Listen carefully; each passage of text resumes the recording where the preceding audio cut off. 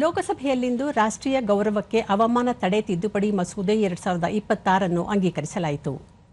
ಒಂದೇ ಮಾತರಂ ಗೀತೆಗೆ ಅಪಮಾನ ಮಾಡುವುದು ಕ್ರಿಮಿನಲ್ ಪ್ರಕರಣ ಎಂದು ಪರಿಗಣಿಸಿ ಶಿಕ್ಷೆಗೆ ಅನುವು ಮಾಡಿಕೊಡುವ ಈ ಮಸೂದೆಯನ್ನು ರಾಜ್ಯಸಭೆಯಲ್ಲಿ ನಿನ್ನೆ ಅಂಗೀಕರಿಸಲಾಗಿತ್ತು. ಮಸೂದೆ ಮಂಡಿಸಿ ಮಾತನಾಡಿದ ಗೃಹ ಖಾತೆ ರಾಜ್ಯ ಸಚಿವ ನಿತ್ಯಾನಂದ ರೈ, ಕಾಂಗ್ರೆಸ್ ಪಕ್ಷ ಓಲೈಕೆ ರಾಜಕಾರಣದಿಂದ ಒಂದೇ ಮಾತರಂ ಗೀತೆಗೆ ಅಪಮಾನ ಮಾಡಲು ಯತ್ನಿಸಿದೆ. ಕೇವಲ ಕಾಂಗ್ರೆಸ್ ಮತ್ತು ಅದರ ಮಿತ್ರ ಪಕ್ಷಗಳು ಮಾತ್ರ ಗೀತೆಯನ್ನು ವಿರೋಧಿಸುತ್ತಿರುವುದು ದುರದೃಷ್ಟ ಸಂಗತಿಯಾಗಿದೆ. 1937ರಲ್ಲಿ ಜವಾಹರಲಾಲ್ ನೆಹರು ಅವರು ಗೀತೆಯನ್ನು 2 ಚರಣಕ್ಕೆ ಸೀಮಿತಗೊಳಿಸಿದ್ದರು ಎಂದು ಆರೋಪಿಸಿದರು. महोदय चंद्रशेखर आजाद, राम प्रसाद बिस्मिल, अशफाक उल्लाह खां और खुदीराम बोस जब अपनी शहादत दे रहे थे तो उनके ओठों पर वंदे मातरम की गूंज थी. महोदय, मैं माननीय सदन से विनम्र निवेदन करता हूं कि राष्ट्र गौरव अपमान निवारण संशोधन विधेयक 2026 को सर्वसम्मति से पारित कर राष्ट्र की एकता, सम्मान और स्वतंत्रता संग्राम की अमर विरासत को और अधिक सुदृढ़ करने की कृपा करें.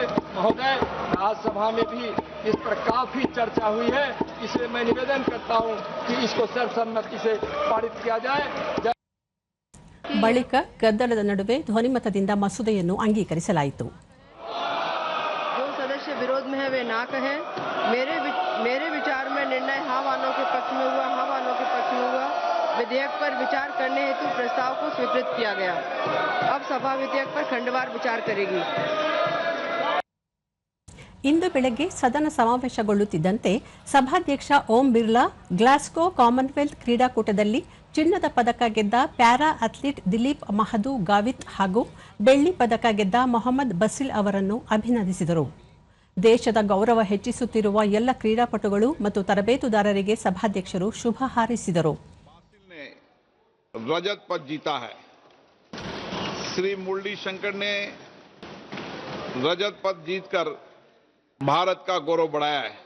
मैं सदन की ओर से देश का मान बढ़ाने वाले सभी खिलाड़ियों, उनके कोच एवं टीम इंडिया को हार्दिक बधाई, शुभकामनाएं देता हूं. ಬಳಿಕ ಸಭಾಧ್ಯಕ್ಷರು ಪ್ರಶ್ನೋತ್ತರ ಕಲಾಪವನ್ನು ನಡೆಸಲು ಮುಂದಾದರು. ಪ್ರತಿಪಕ್ಷಗಳ ಸದಸ್ಯರು ವಿದ್ಯಾರ್ಥಿಗಳ ಪ್ರತಿಭಟನಾ ವೇಳೆ ಪೊಲೀಸ್ ಲಾಠಿ ಚಾರ್ಜ್ ನಡೆದಿದೆ ಎಂದು ಆರೋಪಿಸಿ ಘೋಷಣೆಗಳನ್ನು ಕೂಗಿದರು. ವಿಷಯ ಕುರಿತು ಗೃಹ ಸಚಿವ ಅಮಿತ್ ಶಾ ಉತ್ತರಿಸುವಂತೆ ಒತ್ತಾಯಿಸಿದರು. ಈ ವೇಳೆ ಸಭಾಧ್ಯಕ್ಷರು ಮಾತನಾಡಿ, ಪ್ರಶ್ನೋತ್ತರ ವೇಳೆ ಸದಸ್ಯರಿಗೆ ಸಂಬಂಧಿಸಿದ್ದು ಇದು ಮಹತ್ವದ ಕಾರ್ಯಕಲಾಪವಾಗಿದೆ. ಪ್ರಶ್ನೋತ್ತರ ಕಲಾಪಕ್ಕೆ ಅಡ್ಡಿಪಡಿಸದಂತೆ ಎಲ್ಲ ಸಂಸದರಿಗೆ ಮತ್ತು ಸಭಾನಾಯಕರಿಗೆ ಸಭೆಯಲ್ಲಿ ಮನವಿ ಮಾಡಲಾಗಿದೆ. ಕಲಾಪಕ್ಕೆ ಅಡ್ಡಿಪಡಿಸುವುದು ಸಂಸದೀಯ ಸಂಪ್ರದಾಯಗಳಿಗೆ ವಿರುದ್ಧವಾಗಿದೆ ಎಂದರು. ಗದ್ದಲದ ನಡುವೆ ಸಭಾಧ್ಯಕ್ಷರು ಕಲಾಪವನ್ನು ಮಧ್ಯಾಹ್ನ 2 ಗಂಟೆಗೆ ಮುಂದೂಡಿದರು.